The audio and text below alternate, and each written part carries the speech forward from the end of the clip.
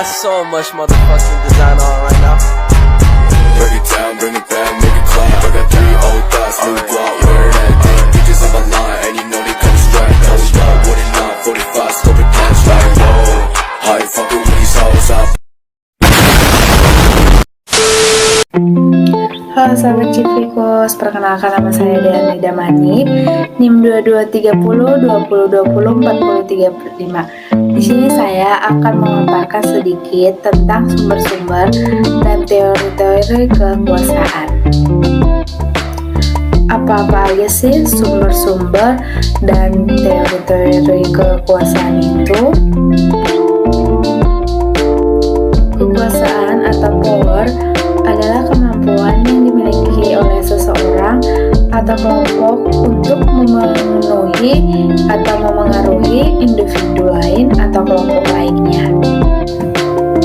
Sumber kekuasaan adalah asal muasal kekuasaan coklat atau dasar hukum yang memberikan legitimasi atau otoritas kepada seseorang atau kelompok dalam membuat dan memperkuat kebijakan.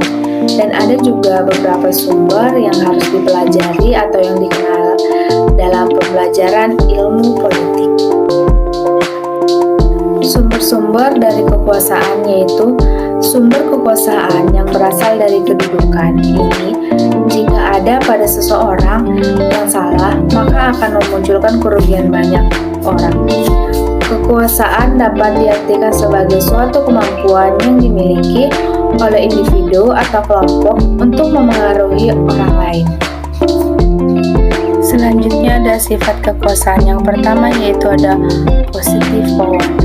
Sifat positive power adalah kekuasaan yang sudah dimiliki oleh seseorang pada suatu organisasi. Sifat kekuasaan ini biasanya pada seseorang yang memiliki jabatan di suatu organisasi. Yang kedua yaitu ada personal power. Personal power adalah kekuasaan yang dimiliki oleh seseorang bukan di organisasi melainkan dalam hubungan sosialisasinya. Biasanya seseorang yang dimiliki sifat personal power ini namanya sudah di lingkungan masyarakat. Legitimasi kekuasaan. Legitimasi adalah keterangan yang mengesahkan atau membenarkan bahwa pemegang keterangan adalah betul-betul orang yang dimaksud atau kesalahan. Sementara itu, legitimasi berasal dari bahasa Latin yaitu leg yang artinya hukum. Akan tetapi, seiring dengan perkembangannya, legitimasi bukan hanya membicarakan tentang hukum yang ada di dalam sebuah peraturan saja, tetapi juga membahas tentang hukuman-hukuman yang berlaku di masyarakat, seperti norma-norma dalam lingkungan masyarakat. Selanjutnya ada sumber kekuasaan. Yang pertama yaitu ada kedudukan. Sumber kekuasaan yang berasal dari kedudukan ini, jika ada pada seseorang yang salah, maka akan memunculkan kerugian dan masalah bagi banyak orang. Misalnya, seseorang yang memiliki jabatan sebagai ketua di sebuah organisasi akan memiliki pangkat yang lebih tinggi dibanding masyarakat yang lainnya. Yang kedua yaitu ada kekayaan. Kekayaan menjadi sumber kekuasaan kedua sudah menjadi hal umum. Jika kekayaan yang dimiliki oleh seseorang bisa menentukan apakah seseorang itu bisa berkuasa atau tidak. Pada umumnya, seseorang yang kaya dapat menguasai seorang politikus. Yang ketiga yaitu ada kepercayaan. Sumber kekuasaan yang terakhir adalah kepercayaan atau agama. Dalam hal ini, seseorang yang sudah memiliki ilmu yang cukup tinggi dalam suatu agama akan dipercaya atau dianggap bisa membimbing para umatnya. Selain dari itu, ada juga loh tentang cara mempertahankan kekuasaan. Cara mempertahankan kekuasaan yang pertama yaitu ada membangun politik dinasti. Dinasti politik dapat diartikan sebagai politik keluarga yang dimana hampir semua anggota memiliki jabatan di suatu daerah.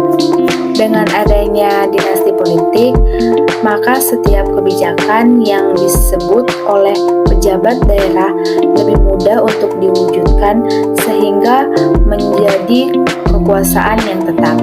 Yang kedua yaitu ada tidak memberikan kebebasan kepada masyarakat.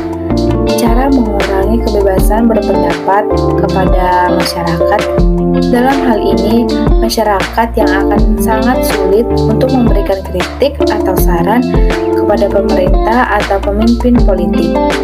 Yang ketiga yaitu menghilangkan peraturan-peraturan yang dapat merugikan kekuasaan.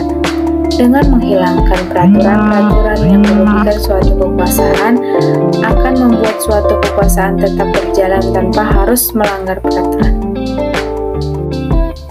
Dari pemaparan yang saya jelaskan tadi, saya menarik kesimpulannya bahwa kekuasaan itu bisa dimiliki orang siapa saja, terkecuali diri kamu sendiri, karena kekuasaan terkecil berada di dalam lingkungan keluarga.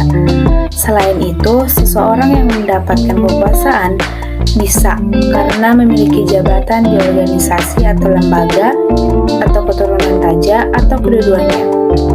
Dimanapun mendapatkan kekuasaan, yang penting mampu yang telah diberikan atau bertanggung jawab untuk mengarahkan orang lain ke arah yang lebih baik dan tidak merugikan.